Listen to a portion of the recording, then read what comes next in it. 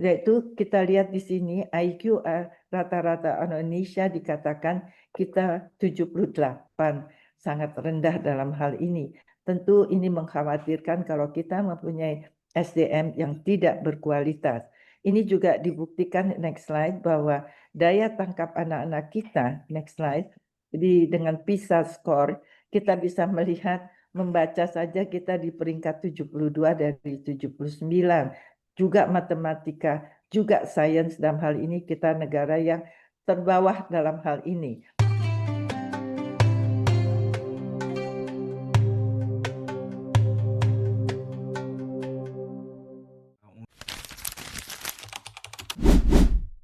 Sekarang mari kita lihat. Tentunya apa yang diinginkan oleh bangsa kita ini adalah tentunya manusia atau Human Capital Index. Anak-anak kita tidak stunting, anak-anak kita tumbuh dengan tentu dengan baik, berkembang dengan baik, mendapatkan kontribusi sekolah yang berkualitas dalam hal ini, dan kemudian tentunya mampu kita pada usia dewasa kita bisa melangsungkan kehidupan kita. Satu lagi, mungkin pada usia lansia kita tetap menjadi manusia yang sehat. Next slide. Ya, namun masalahnya di negara kita ini adanya stunting. Stunting pada waktu saya berada di Kementerian Kesehatan, stunting itu 37,2%, itu berarti dari 10 anak, 4 anak itu mengalami tentunya menjadi kerdil, dan tidak hanya fisik tetapi juga barangkali juga adalah mengalami otaknya yang ikut menjadi kerdil dalam hal ini.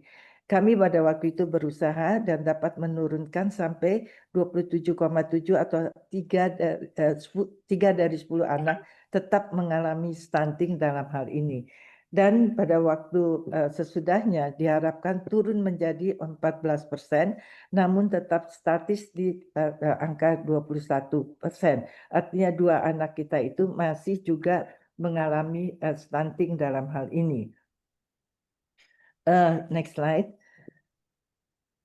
Nah, stunting mungkin Pak Hasanuddin, semua orang mengetahui arti kata stunting itu seolah-olah anak yang kerdil, yang pendek. Next, tetapi makna dari stunting, next slide. Makna dari stunting ini yang tidak dimengerti oleh masyarakat, kami melakukan tentu dengan kelompok suatu penelitian. Ternyata mereka hanya mengerti ini kerdil, tapi tidak menghambat perkembangan otak. Bukan kesalahan pola asuh, bukan juga dipengaruhi oleh sosioekonomi keluarga. Artinya sama sekali tidak mengerti, next slide, bahwa perilaku kita juga tentunya menyebabkan kelainan kesehatan. Artinya perilaku atau gangguan lingkungan itu memberikan peran untuk kita menjadi tidak sehat dalam hal ini. Ini teori Bloom ini saya kira saya masih suka menganutnya, saya kira ini adalah benar. Next slide, kita lihat kemudian kami mencoba kita mencoba menganalisa data dan dibandingkan dengan literatur review. Kami berterima kasih diberikan kesempatan oleh BKKBN pada waktu itu oleh Prof. Hastol, dan ternyata hasilnya tetap bukan hanya kita memberikan makanan bergizi, ternyata spesifik untuk bidang kesehatan kita perlu memberikan zat besi atau ferrum mulai dari anak-anak, bahkan dari anak remaja. Dan sensitifnya kita bukan hanya di bidang kesehatan, tetapi kami mengharapkan di bidang pekerjaan umum atau pemerintah, masyarakat mendapatkan akses air minum bersih dan tentunya sanitasi. Ini terbukti pada angka stunting. Tadi rata-rata 20, tetapi di daerah timur seperti NTT itu tetap masih 40%, bahkan pada waktu itu 45. Artinya setengah dari anak-anak di NTT mengalami kekerdilan ataupun mengalami stunting. Nah, pada waktu saat itu juga kami pada waktu adanya makan bergizi gratis, kami berpikir mengapa pada kelompok gastronomi kami mencoba membuat buku modul dan kami ajukan kepada tentu MBG ini bahwa pada anak-anak diberikan makanan gratis ini juga berikanlah pendidikan karakter pada anak-anak. Artinya anak-anak harus menghabiskan makan. Jangan jadikan makanan itu jadi food waste atau sampah makanan di mana kita di Indonesia ini sudah merupakan nomor 4 atau nomor 2 di dunia yang selalu membuang makanan. Dan anak-anak mengerti, misalnya makanan Nusantara, gudeg itu dari mana, misalnya rendang dari mana, mengapa mereka membuat rendang, apa maksudnya dan sebagainya. Juga misalnya nasi tumpeng, maknanya itu apa sebenarnya. Ini bisa diberikan pada saat memberikan makanan gizi gratis oleh guru-guru pada saat mereka makan. Next slide. Kenapa kami sangat khawatir dalam hal ini? Next. Yaitu kita lihat di sini IQ rata-rata Indonesia dikatakan kita 78, sangat rendah dalam hal ini. Tentu ini mengkhawatirkan kalau kita mempunyai SDM yang tidak berkualitas. Ini juga dibuktikan next slide bahwa daya tangkap anak-anak kita, next slide, dengan PISA score kita bisa melihat membaca saja kita di peringkat 72 dari 79.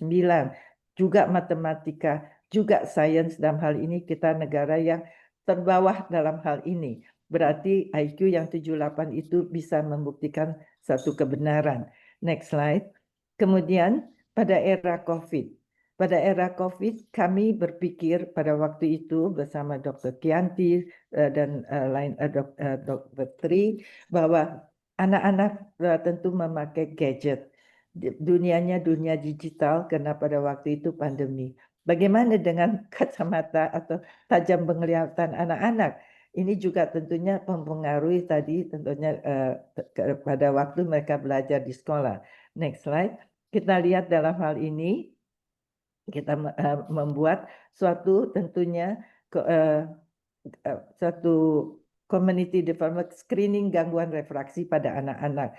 Ini cukup banyak kita lakukan penelitian mata, karena itu kami ternyata memang benar. Next slide, kita mendapatkan angka 40 lebih persen anak-anak terdiagnosis gangguan refraksi. Yang dulunya sebelumnya rata-rata 13-15%. Nah, ini berarti begitu banyaknya dan kami pada waktu itu tentu dengan mencarikan dana kami bisa melakukan survei kemana-mana. Di Jakarta memang keseluruhan dari tentunya wilayah pusat, timur, barat, dan tentunya dan termasuk ke Pulau Seribu.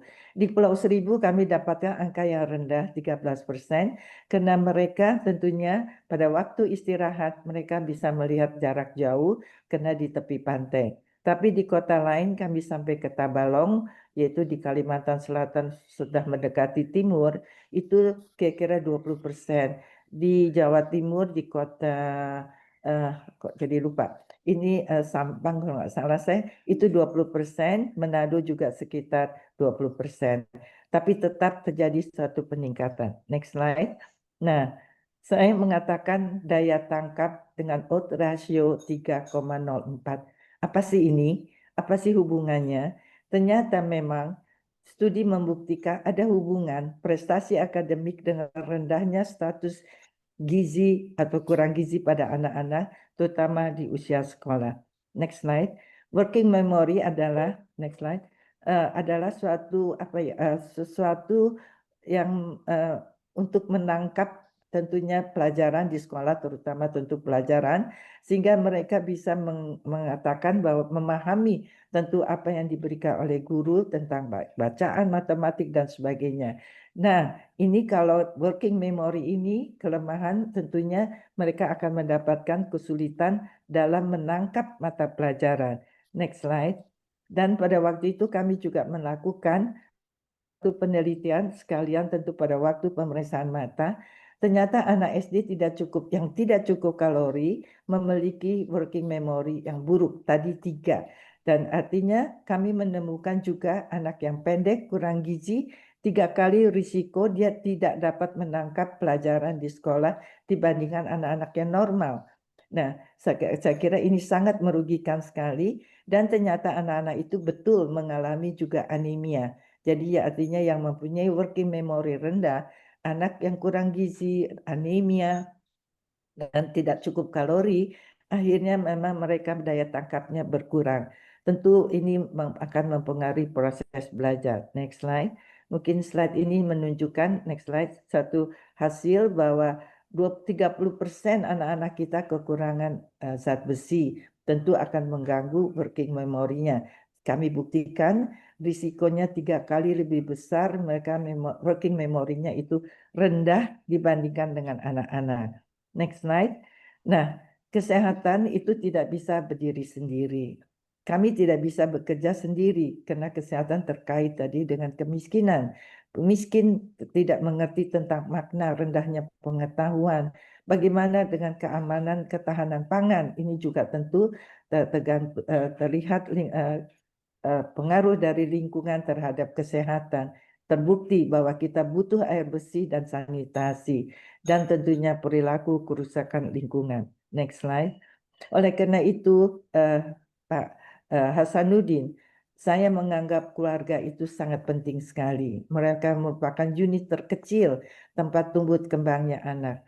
Namun kita bisa melihat next slide bahwa kami juga tentunya dalam kesehatan jiwa, peduli kesehatan jiwa, kami melihat perempuan di Indonesia ini banyak sekali menjadi pekerja, tentu terkait ekonomi, tetapi di benak mereka tentu adalah satu perpanjangan dari makna diri.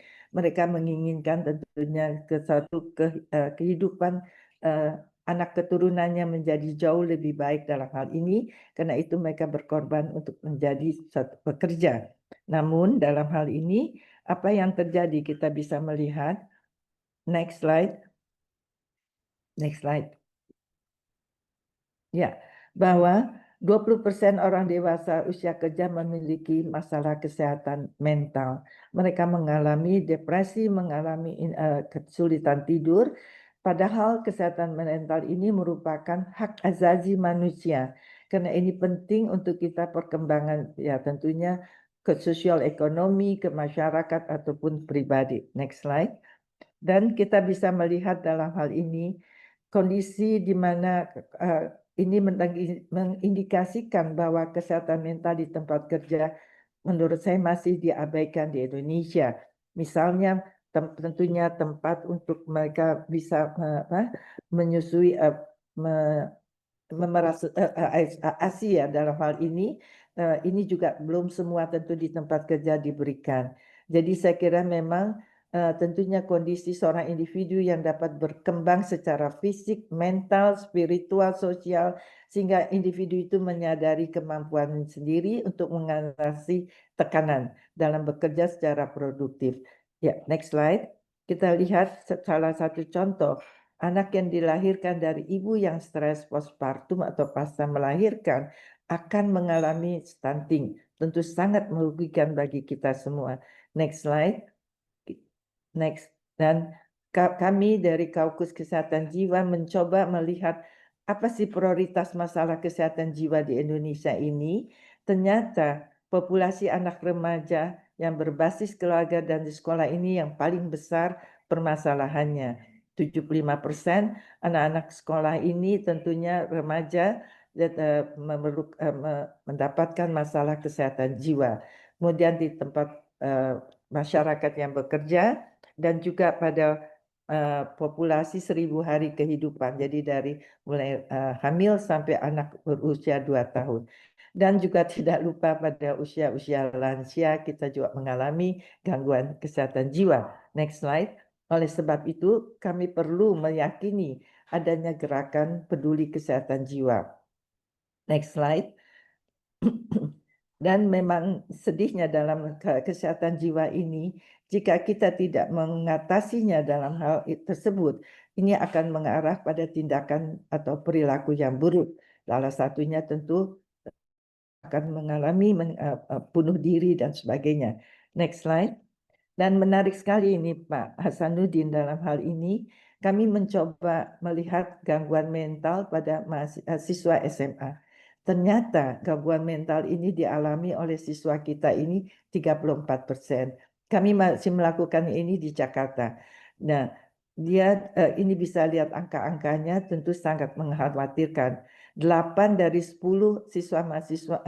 siswa kita berprososial yang masih baik sebenarnya, mau mempertimbangkan perasaan orang lain, suka menolong, dan mau menawarkan diri. Tetapi ternyata hanya 10% mahasiswa yang merasa rentan tentunya dalam hal ini, dan 81% mengalami tidak percaya diri.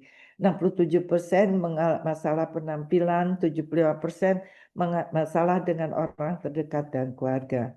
Dan masih ada perundungan, saya kira kita jelas semua pada saat ini. Dan mereka mendapatkan atau menjadikan ini yang tentu kita harus hati-hati, sosial media sebagai sumber informasi terkait dengan kesehatan jiwa. Hanya 19% mendapat informasi kesehatan jiwa dari guru. Dan kami mendapatkan kenyataan guru BP ini tidak mereka sukai dalam hal ini, karena mereka menganggap jika sudah dipanggil guru BP atau menghadap guru BP itu bimbingan guru pendidikan ini, mereka seperti menjadikan suatu keputusan trauma bagi mereka, dan mereka akhirnya mendapatkan aktif mencari sendiri, bahkan tentang bunuh diri pun dicari oleh mereka, selain tentang depresi dalam hal ini. Next slide. Oleh karena itu pada waktu itu kami dengan Kaukus Kesehatan Jiwa mencoba membuat zona mendengar jiwa ini bekerja sama dengan Yayasan BUMN, dan ternyata siswa perempuan signifikan 2,5 kali lebih besar mengalami gangguan kesehatan jiwa. 8 dari 10 anak siswa rentan dengan masalah kesehatan. 7 dari 10 mengalami gangguan perilaku, gangguan emosional, dan lebih memilih curhat ke teman sebaya. Ini saya menganggap cukup bahaya, karena tentu teman sebaya belum begitu bijak dalam hal ini. Dan 6 dari 10 siswa tidak pernah mengakses layanan kesehatan jiwa dan terbukti mengalami gangguan emosional atau perilaku. Next slide. Dan akhirnya kami berpikir dengan Indonesia Health Development Center yang kami buat atau Fokus Kesehatan Indonesia, apa sih sebenarnya konsep atau fundamental dalam pembangunan kesehatan nasional. Next slide. Kita mempunyai Pancasila. Saya kira nilai-nilai Pancasila ini semua tercakup di dalamnya adalah untuk kesehatan. Kita lihat dalam hal ini, penyusun kebijakan kesehatan melibatkan aspirasi masyarakat, tenaga kesehatan, pemangku kepentingan lainnya. Kolaborasi antar pemangku kepentingan menghadapi tantangan kesehatan. Salah satu contoh, kami tidak bisa menyediakan air bersih, tentunya harus bekerja sama dengan PU dalam hal ini sekarang. Dan jadi saya kira ini kita lihat Pancasila sudah benar, tapi bagaimana kita melakukan pelayanan kesehatan sesuai dengan nilai Pancasila. Next slide. Next slide. Dan ini salah satu contoh yang kami lakukan, yaitu kami membuat modul tadi yang saya katakan pada gastronomi, bersama Gastronomi Indonesia. Kita membuat modul pendidikan karakter melalui tentunya makan siang atau makan bergizi gratis yang berorientasi terhadap gastronomi Indonesia. Namun karena tentu biaya yang tidak sedikit, ini tidak dilakukan secara nasional, tapi kami terus bergerak melakukan tentunya dengan para guru-guru di beberapa tempat. Kita mencoba mensosialisasikan bagaimana melakukan pendidikan karakter anak-anak sambil makan bergizi gratis. Dan juga pada screening mata, akhirnya kami bisa membuat model screening mata tentunya untuk anak-anak berbasis sekolah. Ini kami berikan untuk dapat dipakai. Salah satu contoh saja, misalnya pada waktu istirahat, anak-anak tidak boleh membawa HP keluar kelas, harus keluar kelas, tapi tanpa HP mereka betul-betul beristirahat dengan melihat jarak yang lebih jauh. Kami menyebutnya 20-20, jadi artinya memberikan kesempatan anak-anak untuk melihat jarak jauh. Tapi tentu sekolahnya juga tentunya harus memadai dalam hal ini. Next slide. Next slide. Ya, kami menyadari Indonesia ini begitu besar, tidaklah mudah, tetapi barangkali kita yang masih bisa melakukan sesuatu, mengapa tidak membantu bangsa kita agar negara kita menjadi mempunyai SDM yang berkualitas, SDM yang baik, karena kita sebenarnya mempunyai SDA yang banyak, tetapi SDM kita perlu kita tingkatkan. Demikian yang barangkali bisa saya ikut share Pak Hasanuddin. Walaupun pada selama ini tentu saya juga bersyukur mendapatkan kesempatan untuk dapat tentunya tetap memperbaiki ibadah-ibadah saya secara pribadi karena tentu waktunya lebih banyak yang saya punyai. Terima kasih sekali lagi. Wassalamualaikum warahmatullahi wabarakatuh.